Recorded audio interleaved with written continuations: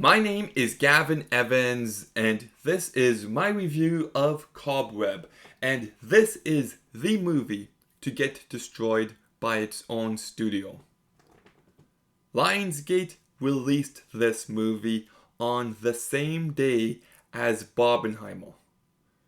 So everybody was talking about Barbie and Oppenheimer, and unfortunately, this movie just got lost in the mix.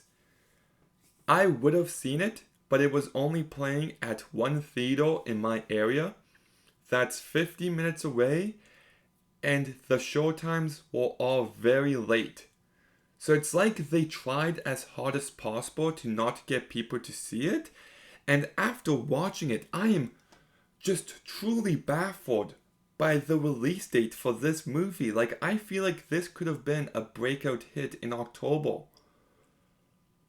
Like, it's legitimately really good and maybe one of the top 5 movies of the year so far. Like, I really dug this.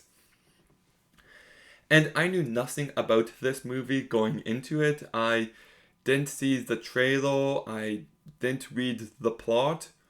All I knew is that it was called Cobweb. That's it. And that's the way to go into this movie because it is quite the ride, and the less you know, the better. It's very unpredictable and it goes in directions you might not expect it to, and it all really worked for me. And the story is insane. It's got a little bit of Let Me In, a little bit of Don't Be Afraid of the Dark, a little bit of Come Play, a little bit of The Ring, but it still feels like its own beast entirely. It's just brimming with originality and creativity. And it's like this dark and twisted fairy tale, which I just really loved. Like, I loved the vibe of this movie. It's also got like the perfect autumn vibes. Samuel Borden really does direct this movie so well. It manages to be psychologically terrifying.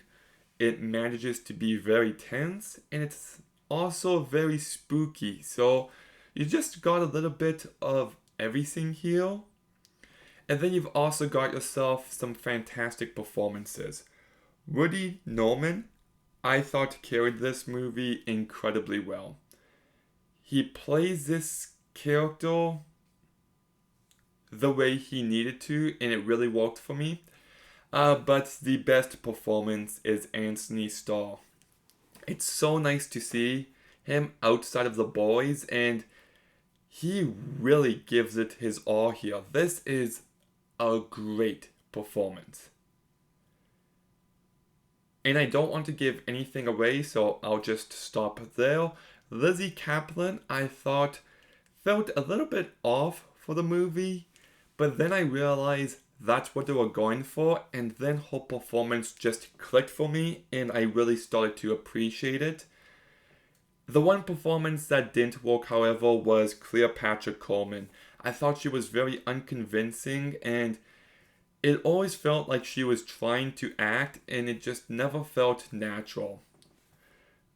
I do wish the movie spent a bit more time with her character regardless though. My only other issues with this movie is that the movie's at a nice tight runtime of like 90 minutes. It just flies by. But I feel like it could have been a little bit longer just because some scenes feel oddly cut down. It's got some messy editing here and there, and I'm just like, it feels like there's more of that scene we didn't find. Like, I hope there's an extended edition that gets released, or maybe that's just the way this movie is. And I thought the very ending, like, the last act I love, but the very ending felt a little bit rushed, and I'm not sure I bought it. But it's also ending with a very haunting note that I also loved. So, yeah, I really dug this movie. I don't want to say more than I already have because it's best to go into this movie blind, but it is something else. It is something very memorable. It's effective, it's fun, it's creepy, it's One movie that if you haven't seen, you absolutely should. It's one of the best movies of the year, and I'm giving Cobweb a 7.5 out of 10. Okay, have you seen Cobweb? What did you think of it? Let me know in the comments down below. Make sure you like, comment, subscribe. Stay tuned for more videos soon, and Gavin out.